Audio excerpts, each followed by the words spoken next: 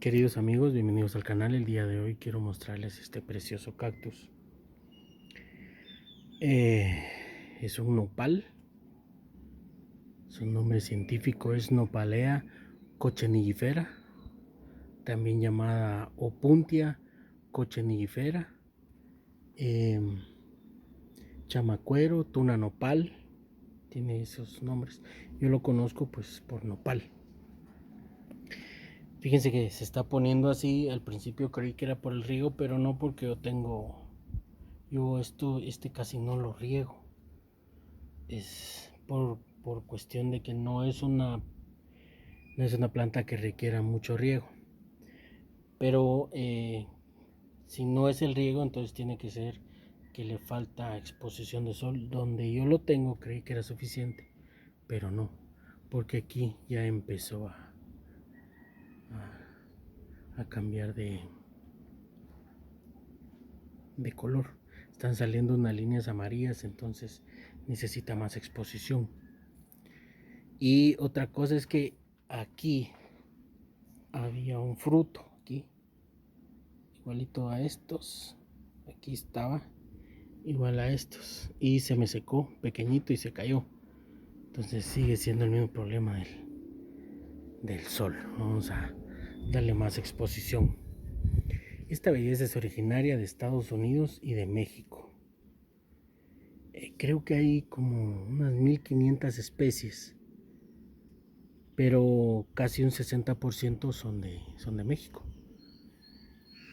Entonces es una planta mexicana, por decirlo así. Antes de iniciar con sus cuidados, que son básicos realmente, no requiere mayor cosa. Esta es una planta muy resistente. Fíjense que también se llama nopal de la cochinilla. Pero esto es muy interesante porque cuando empiezan las tunas, se instala la cochinilla, y como es un insecto chupador, más que todo es la hembra, porque el macho es un insecto alado, aparece, fecunda las hembras y no sé cuánto tiempo tiene de vida más o menos. Entonces empiezan las hembras a chupar la savia, y lo interesante es que de las hembras se extrae el ácido carmínico, creo que se llama, y de este se produce el color carmín, que es un rojo oscuro.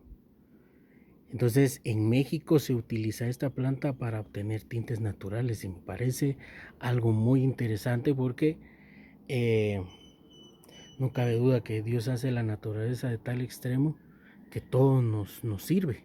O sea, es un ecosistema que en ciertas circunstancias pues el hombre ha intervenido y lo ha dañado, pero en este caso no. Entonces ese era un dato interesante que quería comentarles con respecto a eso. Entonces de la cochinilla se obtiene el color carmín. Realmente es muy interesante. Aparte que también la utilizan como cerca.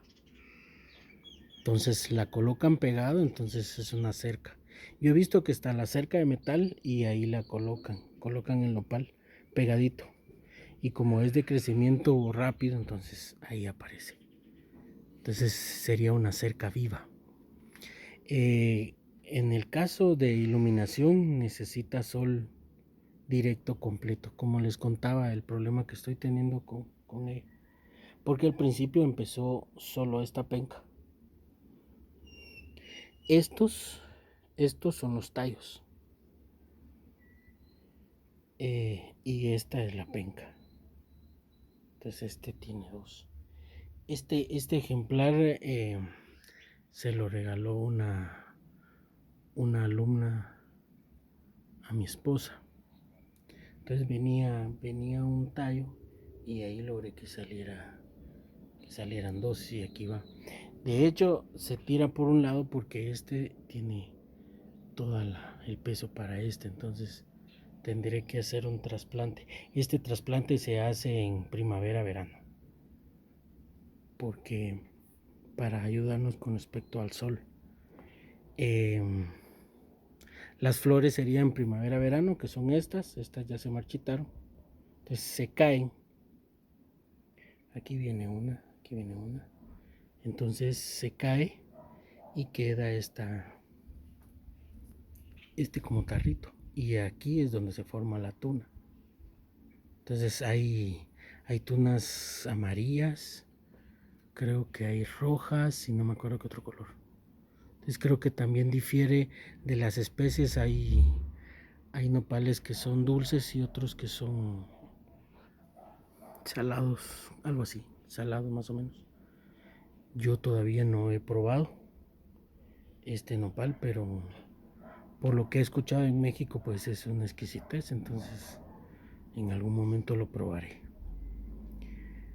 Les decía que el riego es completamente exposición de sol, salvo que si, como hay lugares donde hay mucho sol con respecto a esto del problema de lo que está padeciendo el mundo, entonces tendríamos que tener esa supervisión de que si vemos que le está haciendo un daño, pues trasladarlo a un lugar o que reciba menos cantidad de sol. Pero en el caso mío, pues sí necesita más exposición de sol. El riego, pues es escaso, completamente escaso. Entonces regamos, en el caso de la maceta, regamos abundantemente hasta que salga por los orificios de drenaje, y de ahí regamos hasta que esté completamente seco el sustrato. Y aún podríamos dar un poco más de tiempo porque es una planta que tolera la sequía. Su crecimiento, como les mencionaba, era en primavera-verano.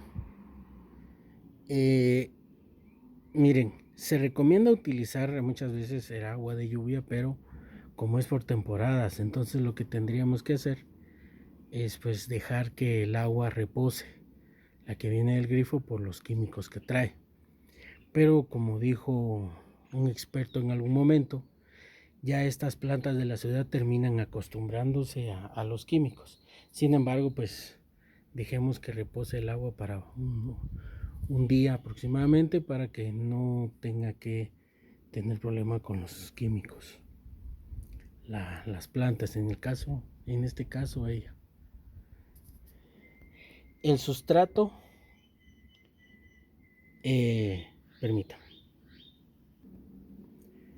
es que estaban tocando y por eso tuve que parar la grabación. Entonces les decía, en el caso del sustrato tiene que ser poroso. Yo el que le coloco tiene bastante materia orgánica y estas piedritas, entonces el sustrato pues es bastante poroso, no retiene agua, no hay que tenerle plato. No sé si lo había mencionado, pero se trasplanta en primavera-verano, las flores salen en ese entonces. Se abona en primavera-verano, que su crecimiento sería abono líquido. Ahí creo que sería especial para cactus. Yo no lo he abonado, y aquí viene la cuestión con eso, que ahorita si no se me hubiese caído pues tendría otra tuna, pero aquí viene no sé si van a salir más. Vamos a ver a la exposición de sol cuánto más sale, porque yo he visto que salen un montón aquí. Esta me trae recuerdos porque cuando estaba pequeño, con mi abuelito materno y mi papá y unos amigos de ellos, íbamos a los nopales, pero estos eran gigantes, porque esta planta crece mucho. Y llevábamos una vara, realmente no me acuerdo de cuántos metros, con una especie como de algo así en la parte de arriba. Entonces era para agarrar a las tunas, se colocaba aquí, se daba la vuelta y se zafaba la tuna. Entonces la tuna venía directamente pegada en la vara, así no se dañaba, la idea era no botarla y dañarla. Y o sea que estaríamos hablando de tal vez unos 30 años en que no pruebo las tunas. No sé si sería la opción, que pudiera tener yo mi propio productor en mi casa, pero no lo sé. Vamos a ver si Dios me concede esa bendición. Las plagas sería la cochinilla, y ¿cómo se llama? El exceso de riego. Al menos en el caso mío, pues sería el exceso de riego, porque se nos va a pudrir. Como les digo, tengamos cuidado con respecto a eso. Mucha exposición de sol y cuidado con el riego, porque entonces sí vamos a tener problemas. Por lo demás es una planta que es bastante resistente y su cuidado es muy fácil. No tiene ningún problema con eso. Entonces yo los invito a que si no tienen esta planta, la consigan, porque realmente en dándole los cuidados correctos pues es bastante elegante. Y aparte la fruta, de hecho la flor, esta todavía está en proceso. Esta sí ya se marchitó. Es bastante bonita. Y de hecho cuando ya las tunas están aquí se ven bastante interesantes. La penca con el montón de tunitas. Les comentaba también que es una planta comestible, por lo que he escuchado con las amigas mexicanas que lo comentan.